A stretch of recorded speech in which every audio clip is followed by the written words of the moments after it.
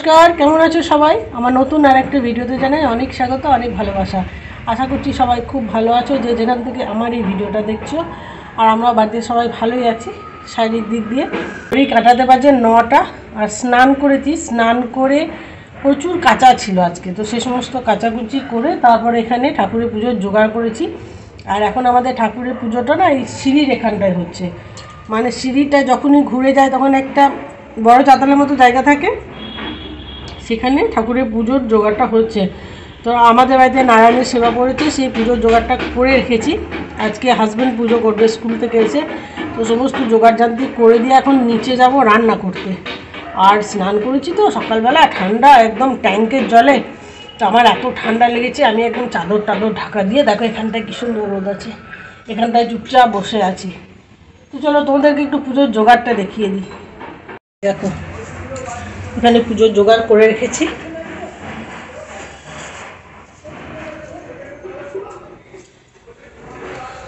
এই যে সমস্ত কিছু একদম চন্দন ঘষে তারপর ফুল তুলে এখানে ঠাকুরের নৈবেদ্য সাজানো আছে, দেখো সব কিছু করে রেখেছি। জাস্ট হাজব্যান্ড এসে পুজো করবে। আর এই যে এটা একটা ঠাকুরের জায়গা। তবে এখানে একটা সব থেকে বাজে ব্যাপার হচ্ছে, এই যে মা তারার ছবিটা, এটা কিন্তু কাঁচটা ফেটে গেছে, এটাকে ঠিক করাতে হবে। এটাকে খুব খারাপ লাগে দেখে। আর এটা হচ্ছে আমাদের শ্বশুরমশাই শাশুড়িমা, ওনাদের গুরুদেব, এই যে স্বামী শ্রী গৌরানন্দ মহারাজ, ওনারা রামকৃষ্ণ আশ্রমের দীক্ষিত। আর এটা হচ্ছে আমাদের কুলদেবতা শ্রী রাধা গোবিন্দ। আর এই যে নিচে আরও অনেক আছে, নারায়ণ, তারপর আরও অনেকেই আছেন এখানে, গোপাল, নারু গোপাল, সব কিছু। তো চলো এখন নিচে যাই, নিচে গিয়ে রান্না বান্না করি, পুজোটা হাজবেন্ড এসে করে দেবে।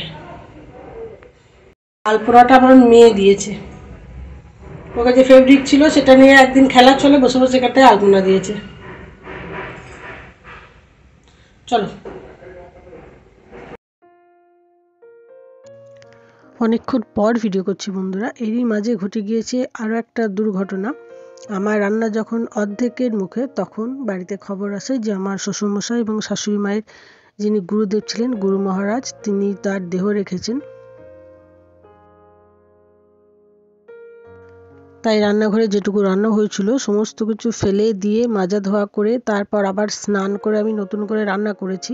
আর যেহেতু বাবা এবং মা দুজনেরই অশৌচ হবে, তো সেই জন্য বাড়িতে একটা মাটির হাঁড়ি ছিল যেটাতে আমি রান্না করতাম, সেটাকেও ফেলতে হয়েছে। আর আমাদের কোনো অসুবিধা হবে না, কিন্তু যেহেতু রান্নাটা আমি করব, তাই আবার পরিষ্কার হয়ে স্নান করে তারপর রান্নাটা করে দিলাম। আর অনেকটা দেরি হয়ে গিয়েছিল, তাই আলু পোস্ত এবং মুগ ডাল সিদ্ধ করেছিলাম, টমেটো দিয়ে আলু দিয়ে পোস্ত। তবে সেই রান্নাতে কোনো রকম তেল বা হলুদ ব্যবহার করিনি, কারণ হলুদ বা তেল এখন ওরা কেউ মানে কিছু খেতে পাবে না, বাবা এবং মা তো খেতে পাবে না। সেজন্য আলুটাকে আর টমেটোটাকে সিদ্ধ করে নিয়ে তারপর ওই জাস্ট পোস্ত দিয়ে একটু ঘেঁটে দিয়ে ওইভাবে আলু পোস্তটা বানিয়েছি, কারণ ভাতটাও তো খেতে হবে, তাই না? তারপর দেখো অনেকক্ষণ সময় পেরিয়ে গিয়েছে, আর দুবার স্নান করেছি বলে আমার মাথাটাও একটু ধরে আছে, তবুও ছাদ এলাম, বেশ অনেকগুলো কাজ ছিল। এবছর এত মানুষের মৃত্যুর খবর আসছে, ব্যাক টু ব্যাক আমাদের পাড়াতে 9 জন মারা গিয়েছে, এবং 9 জনই হার্ট অ্যাটাক হয়ে। তার মধ্যে সব থেকে দুঃখজনক হচ্ছে একটা 11 বছর বয়সের বাচ্চা, সেও হার্ট অ্যাটাক হয়ে মারা গিয়েছে। আমি জানতাম না যে ছোট বাচ্চাদেরও হার্ট অ্যাটাক হয়, তবে সেটা অন্য বেদনাদায়ক জিনিস, অন্য বেদনাদায়ক ছবি। আমি সেই ডেড বডিটাও দেখতে গিয়েছিলাম, তবে কোনো রকম ভিডিও করিনি, কারণ সেই একজন মায়ের আর্তনাদ, একজন মায়ের সেই চিৎকার, নিজের সন্তানের মৃতদেহ দেখে, সেটা ভিডিও করার মতো নয়। কোনো রকম মানুষ সেটা ভিডিও করতে পারবে না যার মধ্যে কোনো মানবিক বোধ আছে। তো খুব কষ্ট হচ্ছিল, সেটা তোমাদেরকে আর জানানোই হয়নি, তো আজকের এই ভিডিওতে শেয়ার করে দিলাম। তো চলো দেখো ছাদের কাজ অনেকটা হয়ে গিয়েছে, বাবার কিন্তু গাছে জল দেওয়া হয়ে গিয়েছে, এবার বাবার নিচে যাবে, আর আমি ছাদে কিছুক্ষণ থাকবো, যেতে ভালো লাগছে না। আর একটা জিনিস তোমাদের ছাদে দেখাই, চলো।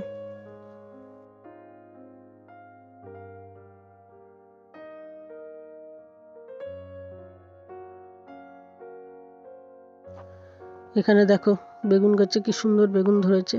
গাছটা কিন্তু একদম ছোট, একটা দুটো করে বেশ কয়েকটা বেগুনি হলো, কয়েকটা বেগুনি গাছ থেকে পাড়া হলো। আর দেখো বেগুন গাছটা আসে কিসে, একটা ছোট্ট প্যাকেটে যে ভুজিয়া বা চানাচুরের যে প্যাকেটগুলো হয় সেই প্যাকেটের মধ্যে লাগিয়ে রেখেছিলাম।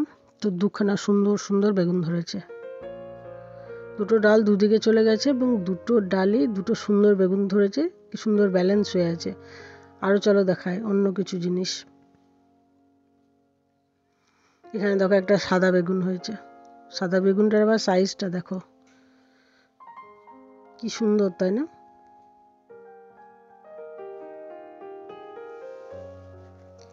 আর দেখো এদিকে চলে এসেছি, এই গাছগুলোতে অনেক পরিমাণের কুঁড়ি আছে, ফুলও ফুটেছে।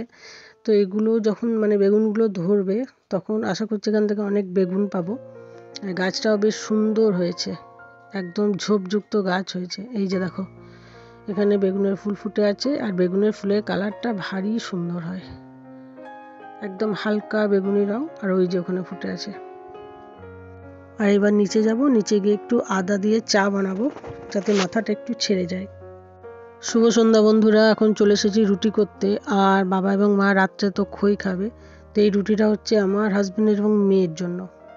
তো দেখো তোমাদের সাথে কথা বলতে বলতে আমি পুরো রুটিটা করে ফেলবো। আর এখানে প্রচণ্ড ঠান্ডা লাগছে, এই জানলাটা দিয়ে খুব ঠান্ডা হাওয়া আসছে।